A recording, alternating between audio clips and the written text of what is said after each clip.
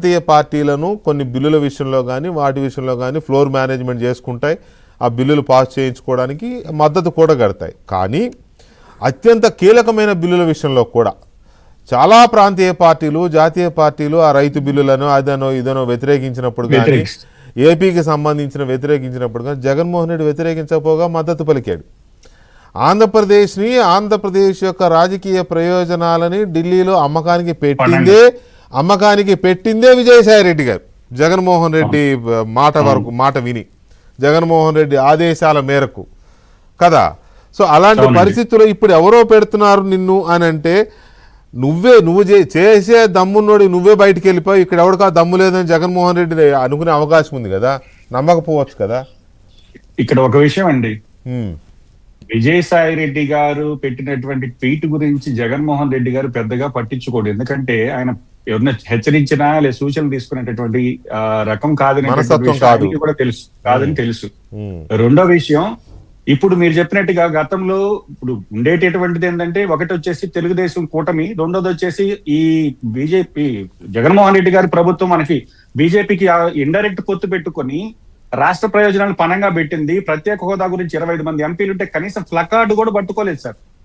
ప్రత్యేక హోదా గురించి అంతగా చెప్పిన జగన్మోహన్ రెడ్డి 25 మంది ఎంపీలు ఉంటే పోరాడితే పోయేది ఏముంది, పోరాటం కూడా చేయలే. కనీసం విభజన చట్టంలో పెట్టినటువంటి ఎన్నో అంశాలు సాధించాల్సినటువంటి పైగా బీజేపీకి తక్కువ సీట్లు వస్తే నేను పొడి చేసేవాడిని.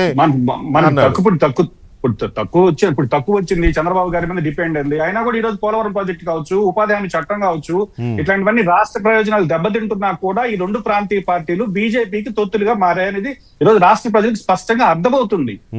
ఈ రోజు ఒక్క మాట చెప్తాను సార్, బీజేపీకి సంబంధించినటువంటి వైద్య విద్య శాఖ మంత్రి ఉన్నాడు, మెడికల్ ఎడ్యుకేషన్ మినిస్టర్ సత్య గారు. ప్రైవేట్ కాలేజీలకు సంబంధించి సత్యకుమార్ గారు, ప్రైవేట్ కాలేజీలకు సంబంధించి గవర్నమెంట్ కాలేజీ పీపీపీ మోడ్ లో టెండర్లు వేయమంటే జగన్మోహన్ రెడ్డి గారు బెదిరిస్తే ఒక్క టెండర్ వేయలేదు. అంటే అదైతే కొంత బాధాకరమైన పొజిషన్. టెండర్లు వేయకపోవడం ఏంటి, గవర్నమెంట్ జగన్మోహన్ రెడ్డి ఈ రోజు ఢిల్లీకి జగన్మోహన్ రెడ్డి గారి అవసరం ఉంది, వాళ్ళిద్దరిని బ్యాలెన్స్ చేస్తున్నారనేటువంటి విషయం. వీళ్ళిద్దరు కూడా రాష్ట్ర ప్రయోజనాలను పక్కన పెట్టి బీజేపీతో వాళ్ళకి ఉండేటటువంటి స్వప్రయోజనాల కోసం ఈ రాష్ట్ర ప్రయోజనాలను తాకట్టు పెడుతున్నారు రెండు ప్రాంతీయ పార్టీలు అంటే ఈ రోజు రాష్ట్ర ప్రజలకు అర్థమవుతుంది. బీజేపీ కూడా అదే విధంగా తన చేతిలో ఉండేటటువంటి సంస్థలతో వీళ్ళని ఆడిస్తుంది అనేటటువంటి విషయం. నేను మళ్ళీ చెప్తున్నా, లిక్కర్ స్కామ్ లో ఢిల్లీ సీఎం అరెస్ట్ చేశారు, కేసీఆర్ గారు కూతుర్ని అరెస్ట్ చేశారు. లబ్ధి పొందినటువంటి అంతిమ లబ్ధిదారులు ఎవరనేది ఈ రోజు స్పష్టంగా రాష్ట్ర ప్రజలకి దేశ ప్రజలకు అందరూ తెలుస్తున్నా ఈ రోజు కూడా మీరు నోటీస్ ఇవ్వలేని పరిస్థితుల్లో ఉన్నారు కదా. ఇది అందరికి అర్థమవుతుంది. కాబట్టి దీని గురించి పెద్దగా పద్మ గారు చెప్పినట్టు సిబిఐ ఈడీ వీటి గురించి భయపడేటటువంటి పరిస్థితుల్లో జగన్మోహన్ రెడ్డి గారు ఉంటారని నేను అనుకోవట్లేదు. ఎందుకంటే బీజేపీతో ఆయనకి అక్రమ పొత్తుంది, అదేవిధంగా ఆయన అవసరం ఈయనకుంది. వ్యాపార లావాదేవీలు కావచ్చు, కాంట్రాక్ట్ లావాదేవీలు కావచ్చు, ఇవన్నీ కూడా జరిగాయనేటటువంటి విషయం ఈ రోజు రాష్ట్ర ప్రజలందరికీ అర్థమవుతుంది. రాష్ట్ర ప్రయోజనాల కోసం కొట్లాడే పార్టీ రాష్ట్ర ప్రజల తరపున ఈరోజు ఒక కాంగ్రెస్ తప్ప బీజేపీతో మరి ఏ పార్టీ కూడా.